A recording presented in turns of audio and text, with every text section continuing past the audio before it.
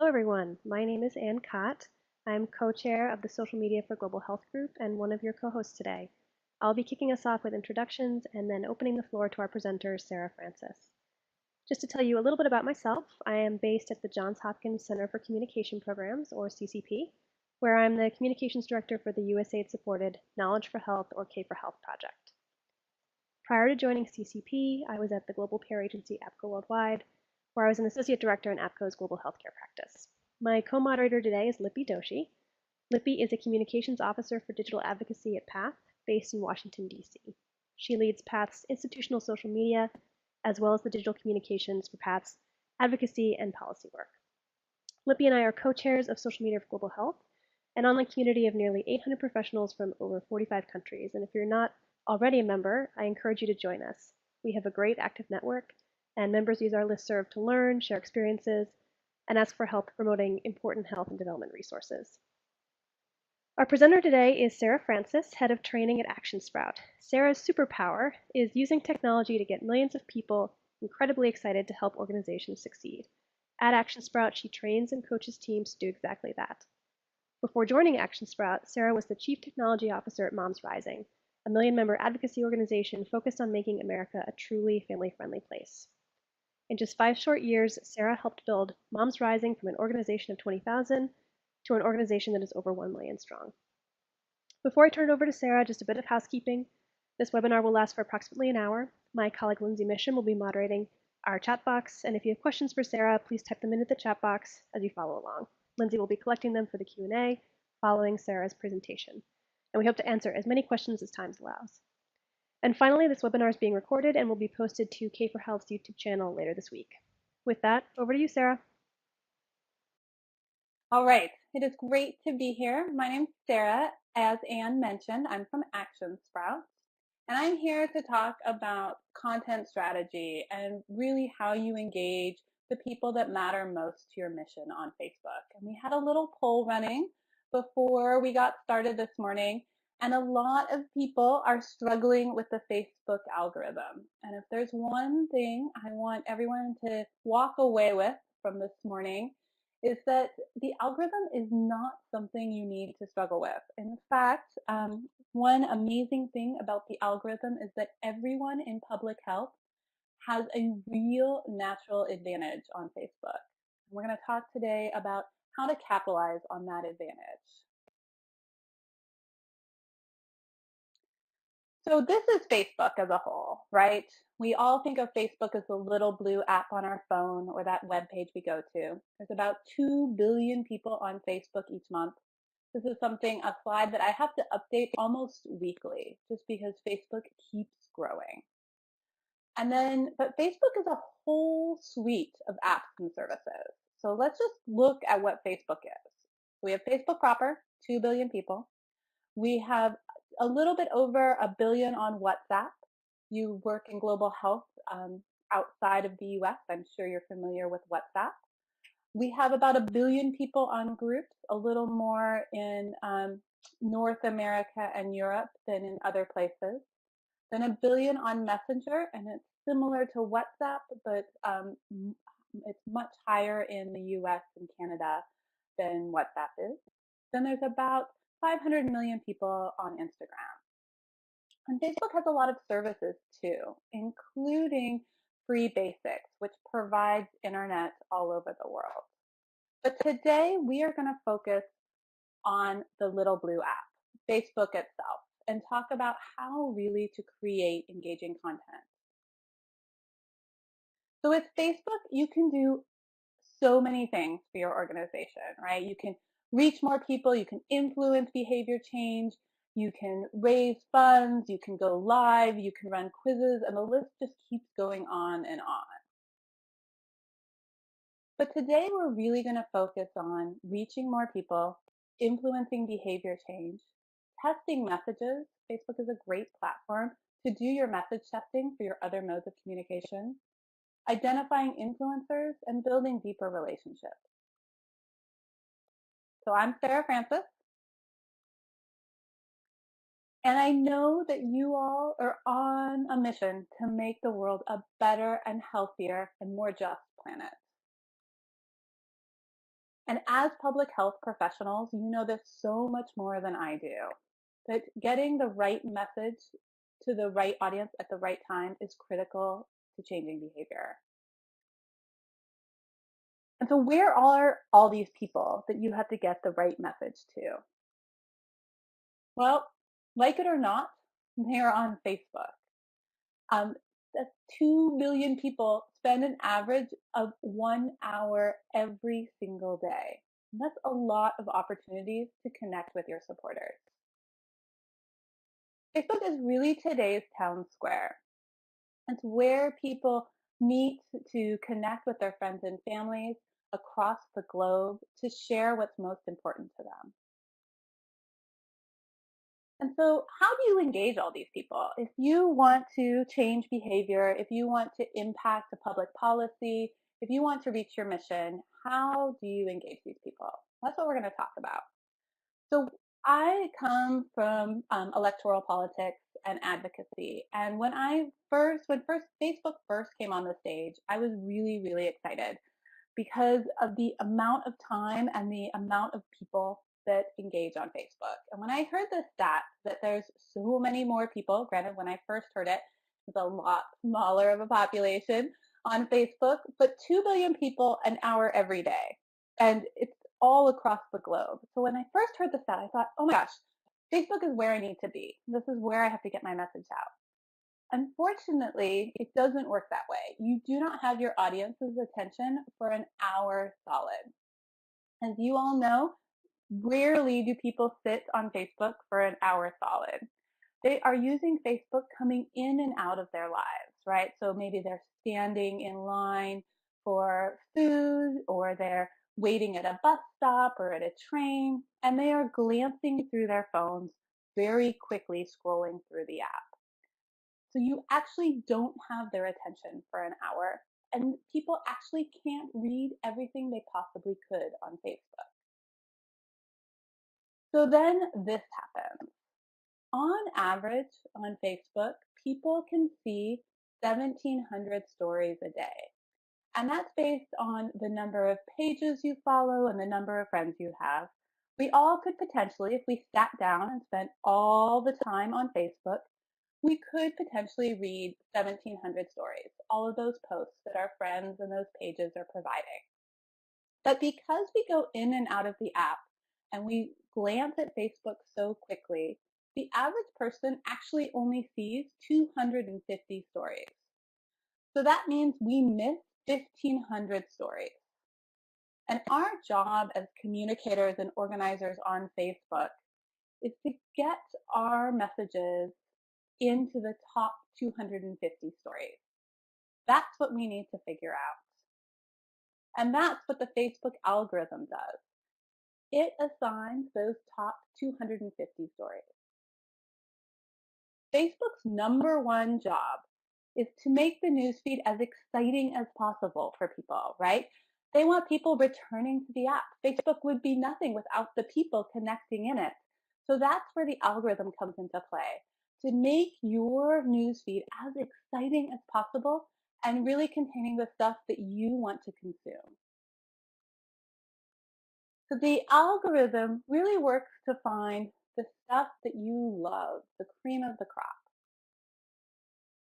And this is how the algorithm finds that cream of the crop. Now, I want to be really clear. This is not, the algorithm is a very complex system, but this is basically what the algorithm looks like to decide whether or not this is a story is one of those top 250 stories. The first thing the algorithm looks at is the relationship. So it's not a familial relationship. It's not looking at the fact that my mother is on Facebook and sending me posts that my mother posts, because I rarely engage with what she posts. Don't tell her. But it looks at whether or not you engage with that person on Facebook, whether or not you interact with their posts, you comment on them, or you click on those images. So the first thing it looks at is relationship. The second thing it looks at is type. So whether or not you are someone that loves to interact with images or videos, or if you're someone that clicks on links and reads a bunch of news. And then the algorithm looks at immediacy. So if there is an article trending across Facebook for people that look and feel like you on Facebook, those are the top three things the algorithm looks at: relationship, type, and immediacy. And that's why when you pull out your phone and you're sitting next to one of your colleagues, your newsfeed will look and feel radically different from your colleague's newsfeed. Some people just have a newsfeed that is chock full of videos because that's how they interact and that's what they like to see on Facebook. Others may see a bunch of links, even if they have similar friends. So even though I communicate with social media every day, it's really important to ground yourself in the differences between broadcast media and social media before we go on and think about how to create that engaging content, that content that's going to be in the top 250. So on broadcast media, you all know this very well. Your message is your story. With social media, and this can get really a bit nerve-wracking for some organizations, your message is your supporter's story.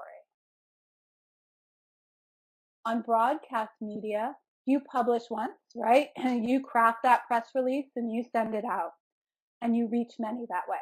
But on social media, your message is posted and shared over and over again by many to reach many. On broadcast media, you control the distribution. You know when you're going to send that email out. You know when that advertisement is going to run in the newspaper or on the radio, and you control where it's going.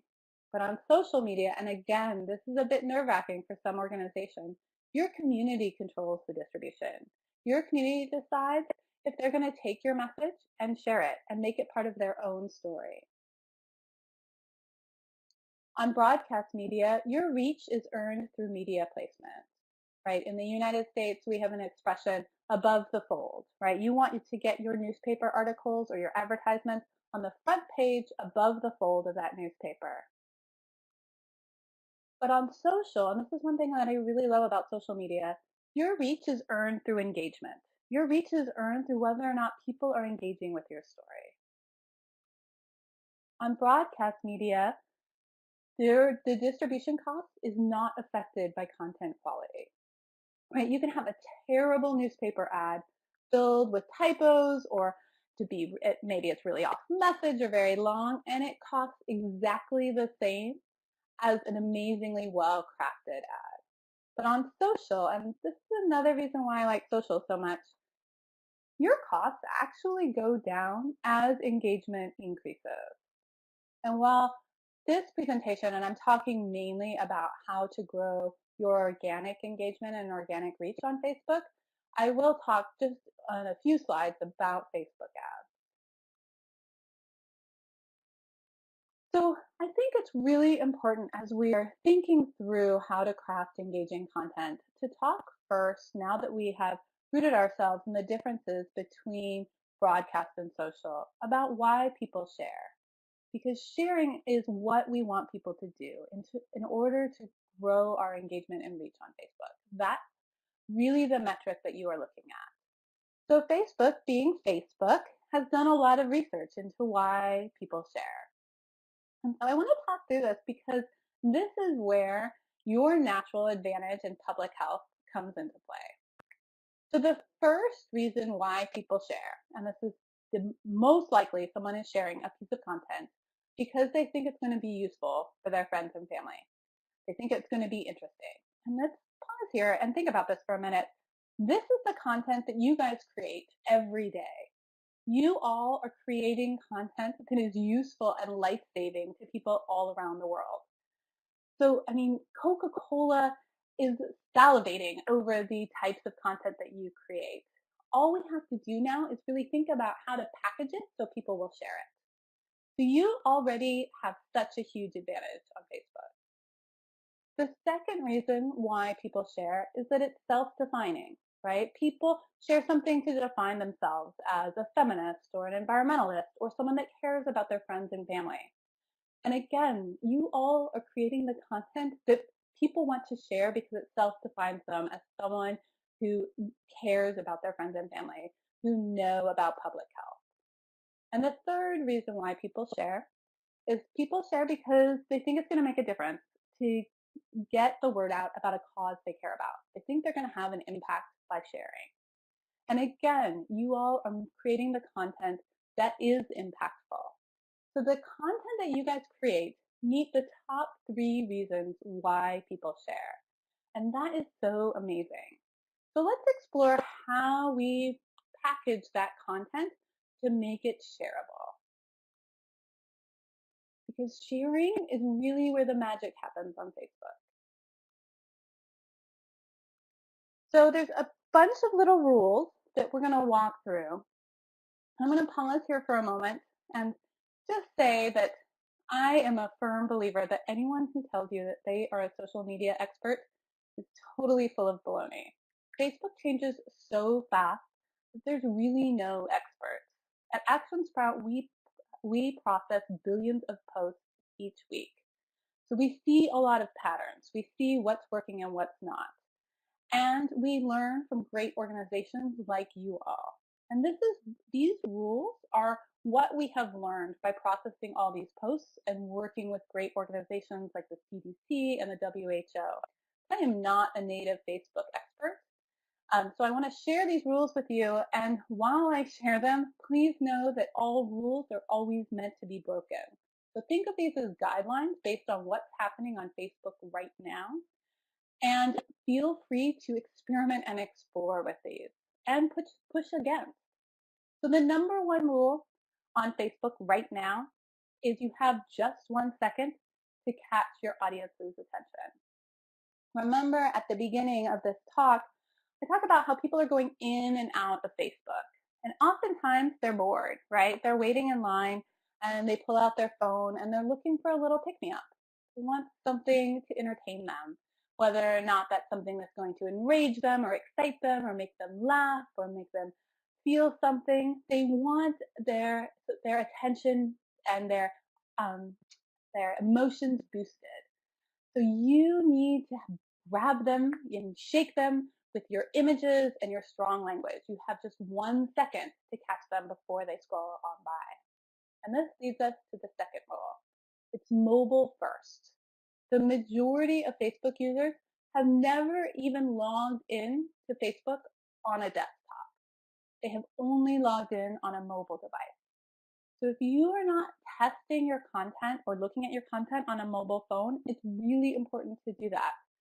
And I really encourage you to look at it in a variety of different mobile phones or learn about your audience and what type of devices that they primarily use. You can find out about your audience in your page insights or in audience insights in Business Manager and explore what types of devices that they are logging in with. But so you need to remember that your content has to be able to be read on a teeny tiny mobile device. Which brings us to the third rule, be engaging. And this is really important, especially in public health. Oftentimes we can start to talk like a PSA, a public service announcement. And on Facebook, people come on Facebook to connect with their friends and family. So if all of a sudden someone comes in with a professional tone, it's going to be a little bit of a record scratch. And people are just going to keep scrolling by. Instead, take off your professional hat. Talk like a human. Be surprising. Talk like you would talk to your friends and family.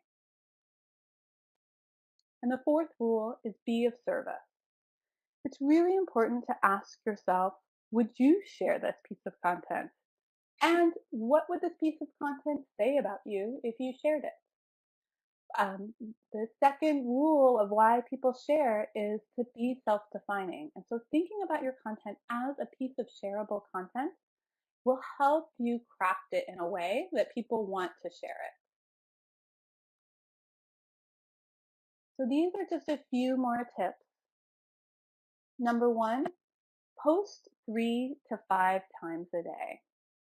And I know that this is something that you are going to say, oh my God, I do not have time to do this.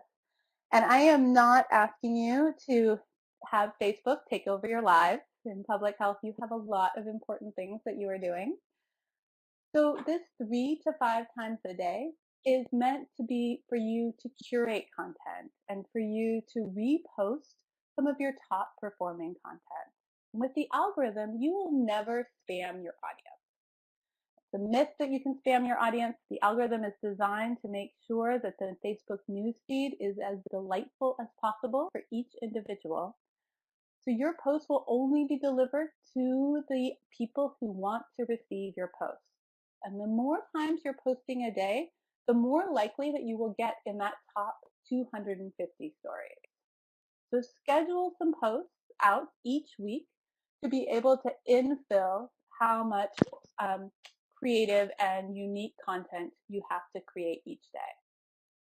This brings me to my second tip is to learn from your successes and failures. One of my favorite things about Facebook is that it is the place where you can fail gracefully. If you post something on Facebook and it doesn't work, no one's going to see it. So feel free to try new things, experiment, and learn what works. Look at your metrics for each post. Look at why is your audience engaging with this post? Why did they share it? Why did they not share it? And rework that post so it's even more shareable. My third tip is to build your community. Manage your comments.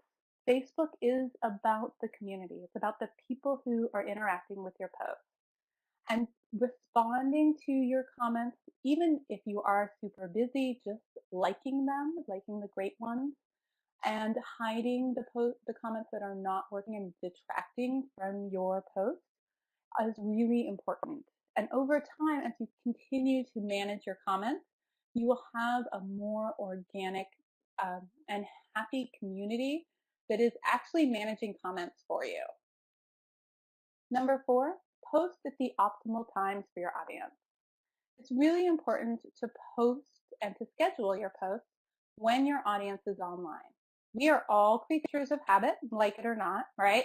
We all take lunch breaks at the same time. We catch the same bus or the same train each day.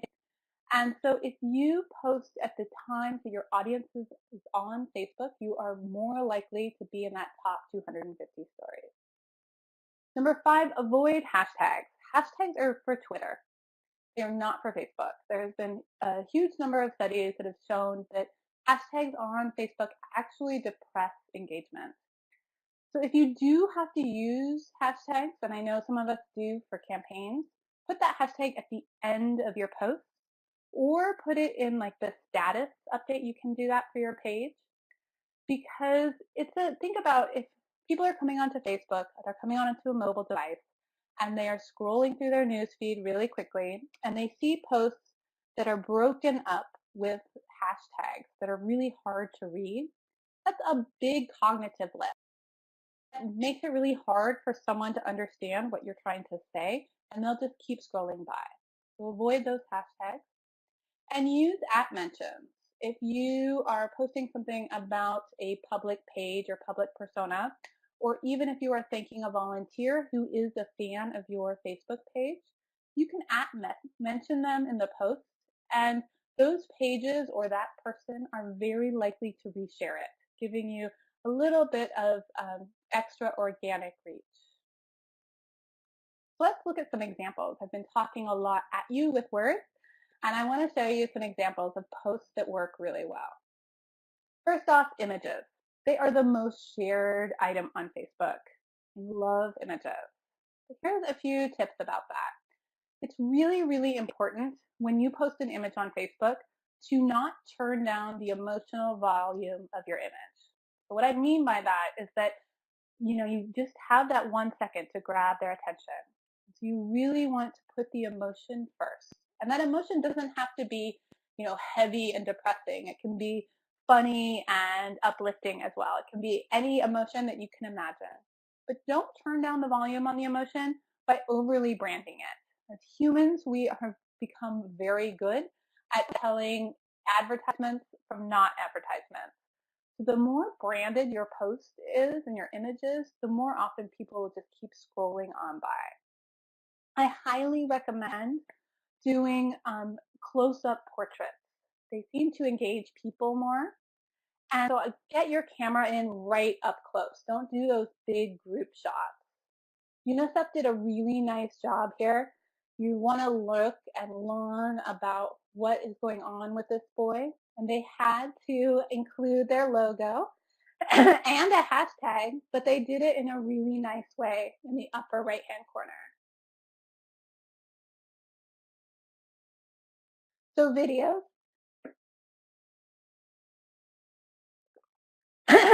Sorry, it is early in the morning in Seattle, and I seem to have got coffee down the wrong tube. Okay, so videos. There are 8 billion daily views on Facebook of videos, but you are talking and people can't hear you. 85% of these video views are with the sound off. Now, Facebook is testing some auto sound plays. I don't think it's actually going to work very well because you think about where people use Facebook. No one wants the video to be playing if they're scrolling while they're in a meeting. So remember, you're talking, no one's listening to you. Your video really has to work with no sound, or you need really clear captions. Again, you have just 1 second to hook people before they scroll by. So jump right in. This is not the time for the cinematic, long opening. Maybe try starting with the punchline, then going through the video and ending again with the punchline to really get people to engage. And try some new formats. Try some Facebook Lives. They are amazing. And right now, they supersede the algorithm. So if you go live on Facebook, it's going to be delivered to all of your fans in their news feeds who are online at that same time. So think about what types of lives you could do. I mean, how amazing would it be to do a live from a public health clinic, or do a live explaining how and taking live questions with a lactation consultant. There's so many opportunities here. And 360 videos are also really, really cool and engage people and inexpensive for organizations. Links. All right. Whether you like it or not, and this is one thing that I have to admit, it just kind of hurts me a little bit as a child of academics, Facebook is now the largest news referrer in the world. People get their news from Facebook. They get their news from Facebook much more than they get it from Google or anywhere else. And this, though, is an opportunity for you all as experts in your field. You all can curate content, which also increases the amount of content you have, and you can provide context and commentary. You can help explain key public health issues to your audience.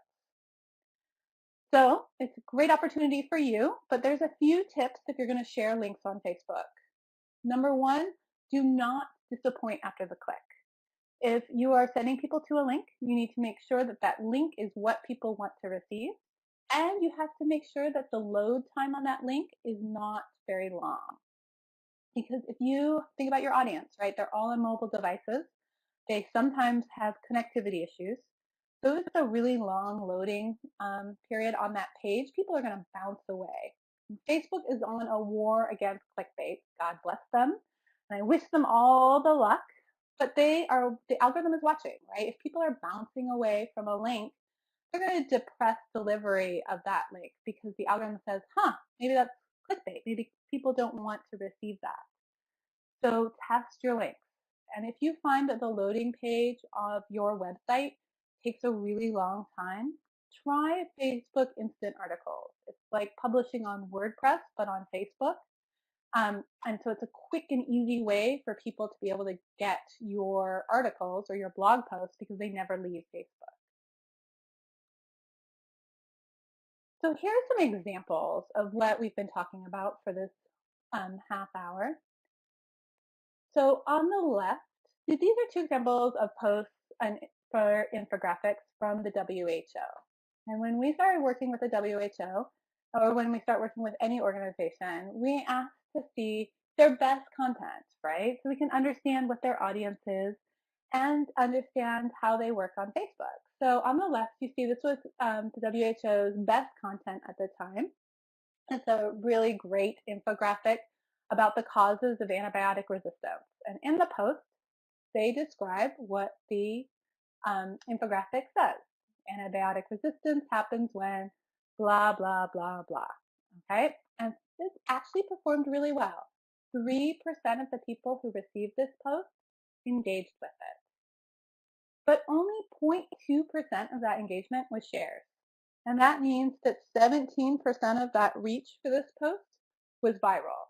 So 17% of the people who received that post were not connected to the WHO's page.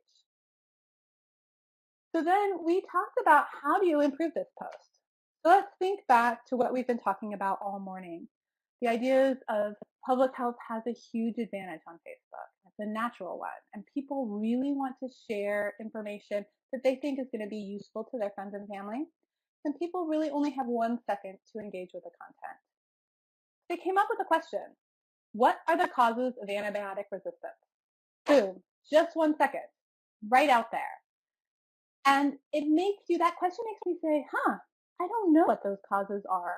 Or maybe my friends and family don't know. Maybe this is something I need to share. And look at how the stats changed. They reposted this. So again, just a repost. 5% of the people who received this post engaged with us. And we really see 5% as kind of the magic number. If you have 5% engagement or higher, you are tipping into going viral as a post. No pun intended with public health.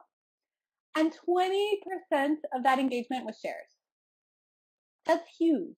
Almost a quarter of the people who engaged with that post shared it.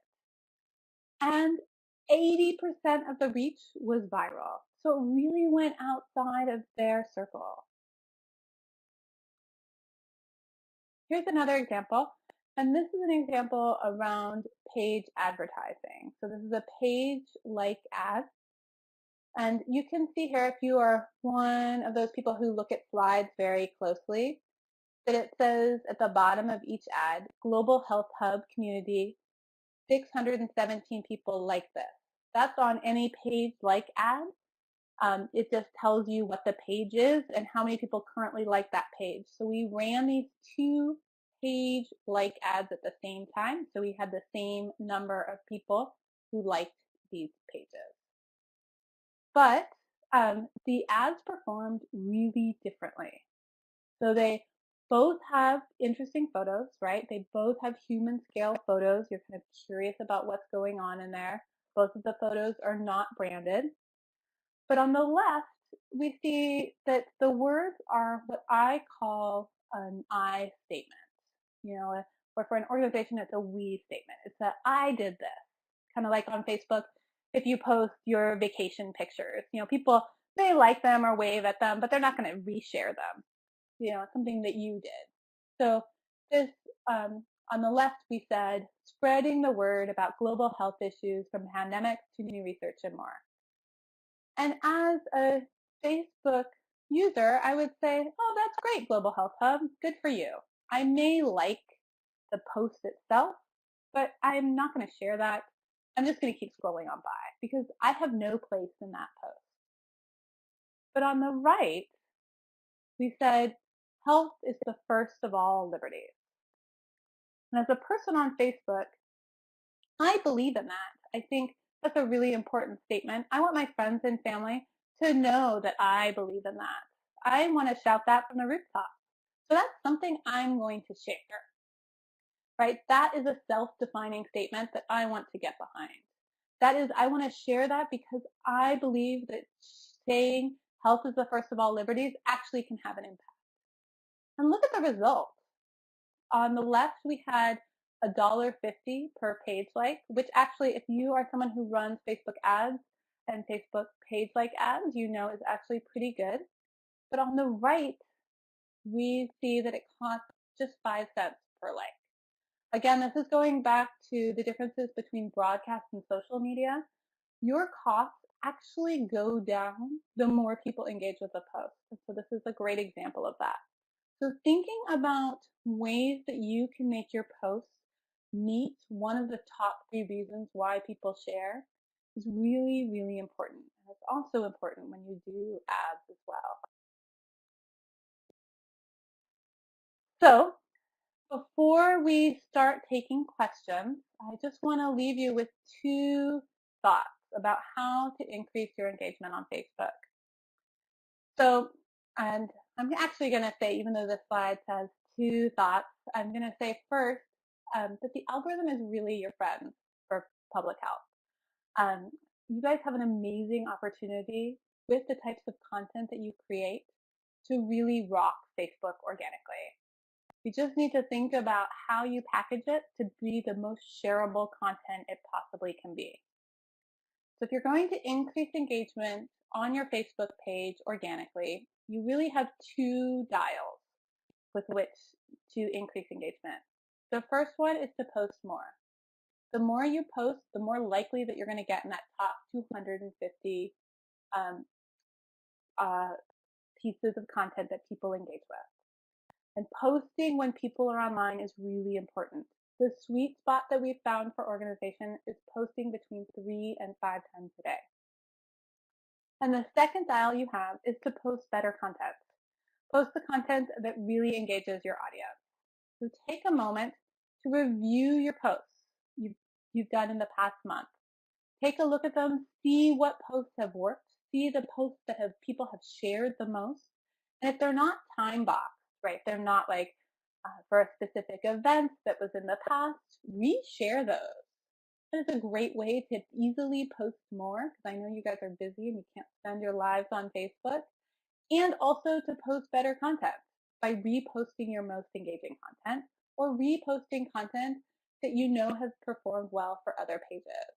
That antibiotic infographic, the WHO has shared over and over again. And the CDC has created antibiotic resistance infographics because they've seen well that is that on the WHO page. And that is great, right? We all in public health have to work together in order to get our message out, in order to reach the people who matter most to your mission at the right time. All right. So I left a lot of time for questions because I think when we're talking about engaging content, we should actually work together to explore the questions you have and to help each other create our best content on Facebook. Thanks so much for your insightful presentation, Sarah, and for lifting the veil on the Facebook algorithm and telling us about the natural advantage of global health content. I think that you've made a really strong point that the content for the global health community or the global development community at large really fits those three shareable categories: being useful, self-defining, and impactful.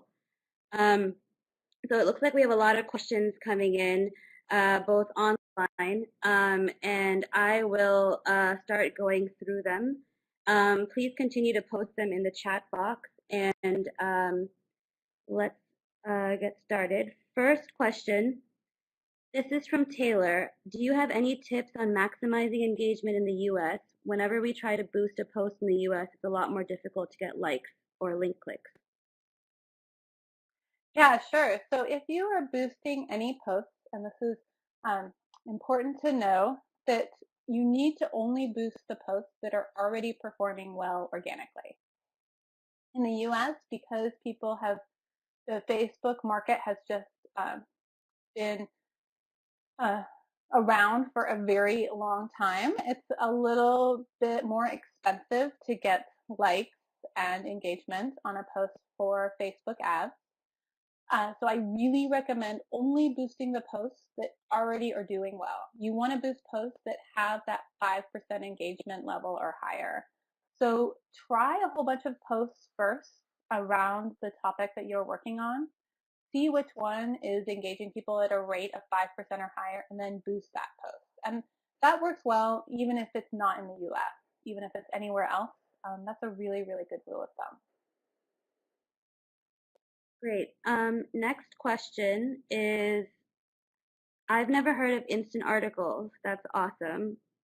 Do you suggest replicating content from your blog on Facebook for higher engagement?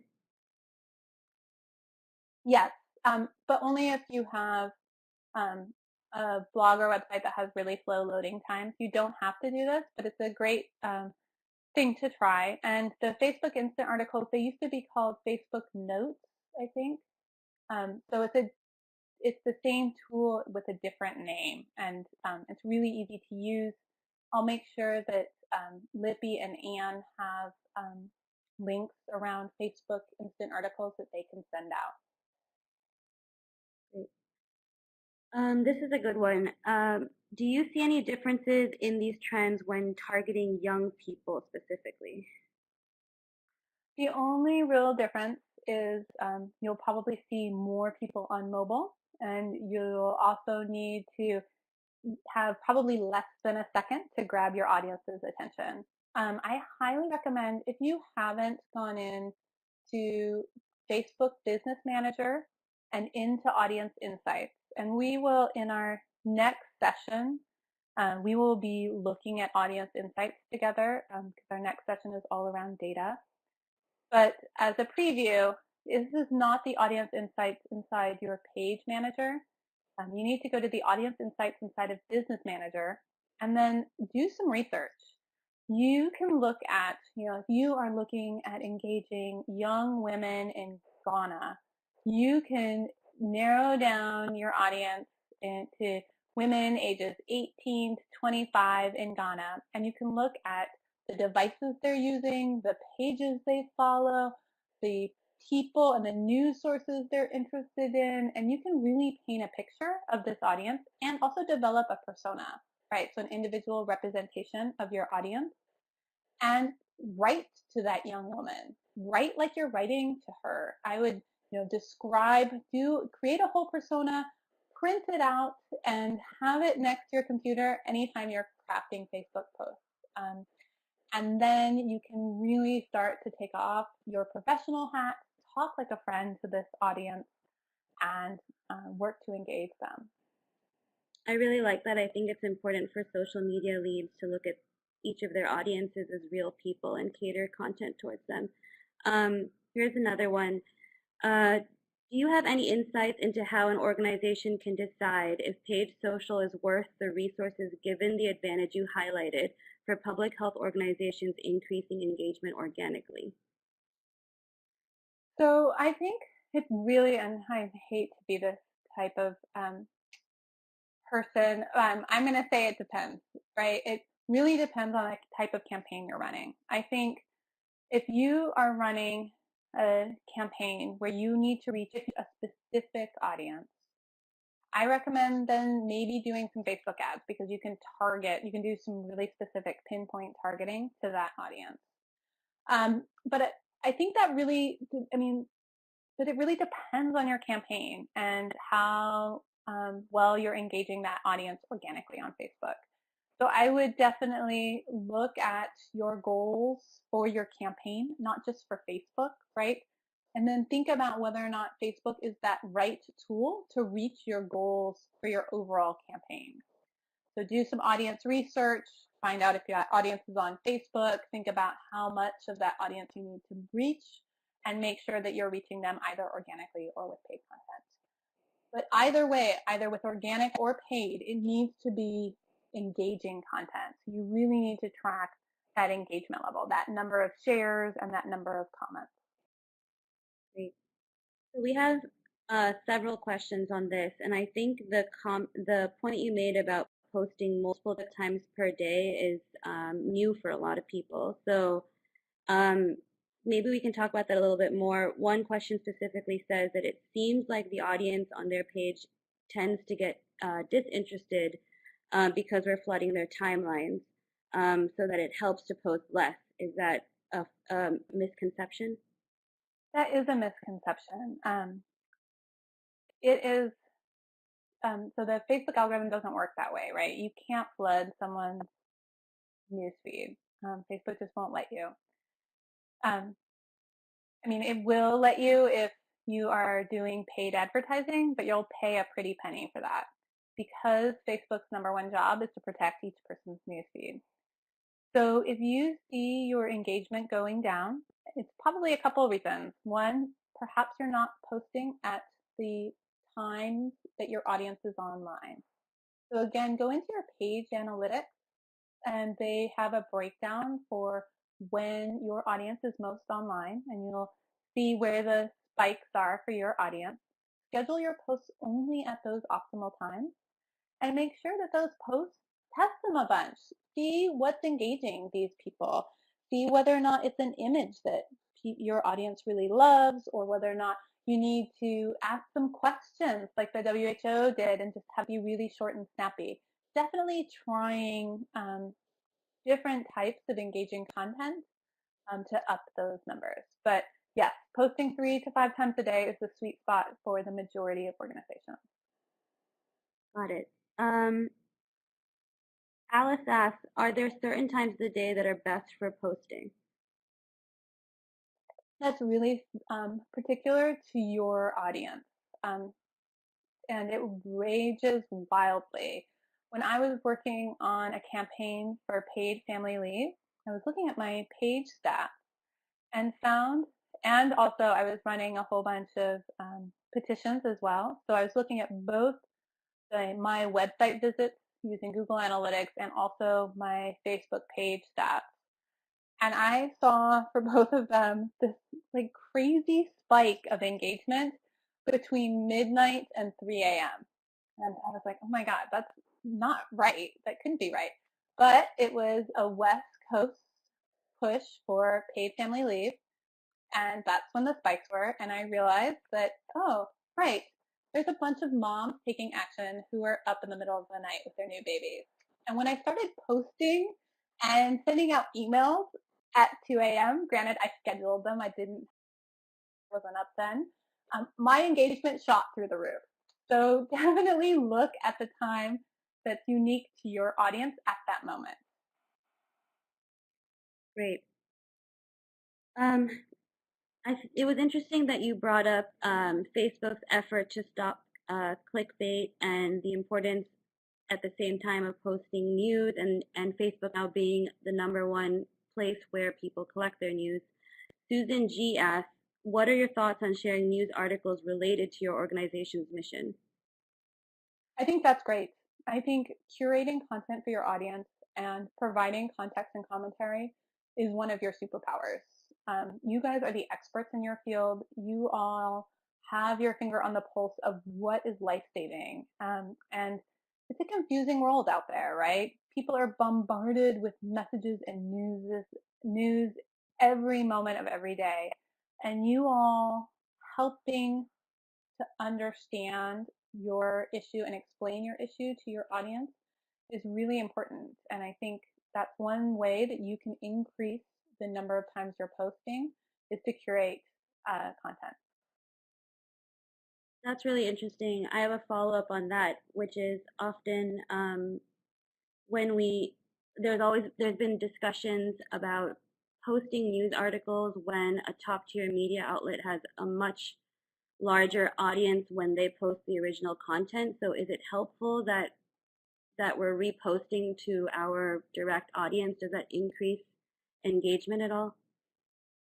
That's a really great question. And yes, it does. I mean, curating high performing content is a great way to increase engagement. And remember, one of the ways the algorithm looks at posts is whether or not it's a trending news article for your audience, right? So you reposting high performing content or high performing news articles and providing that context and commentary. You all are the experts, and it's something that your audience turns to. And it's definitely like that's part of your value proposition to your audience, right? That's why your audience is tuning in to your organization, is to understand the complicated world of public health and global development.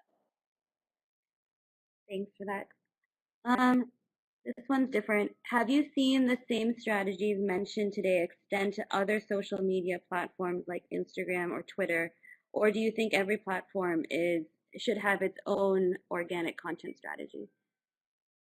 I hate to be the bearer of bad news, but every platform is really different.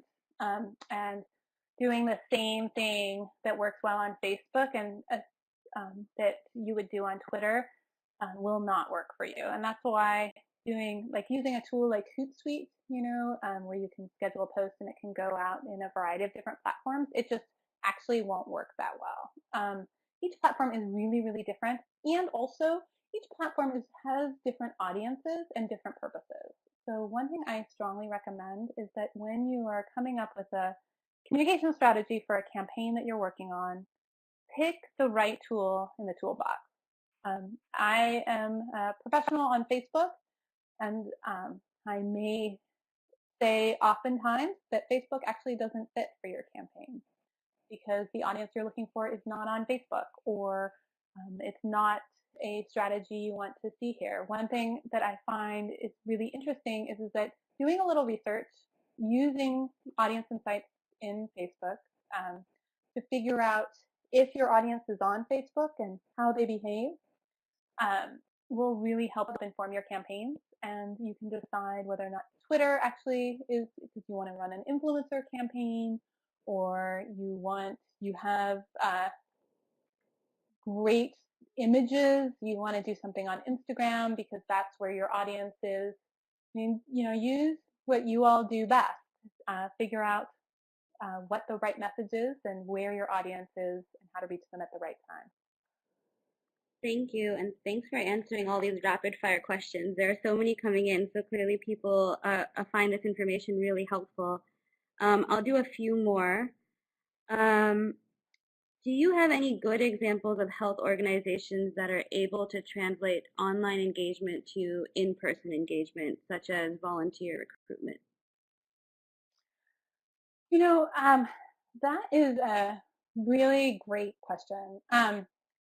I am not going to lie. Moving people from online to offline is a tall task, but it is doable.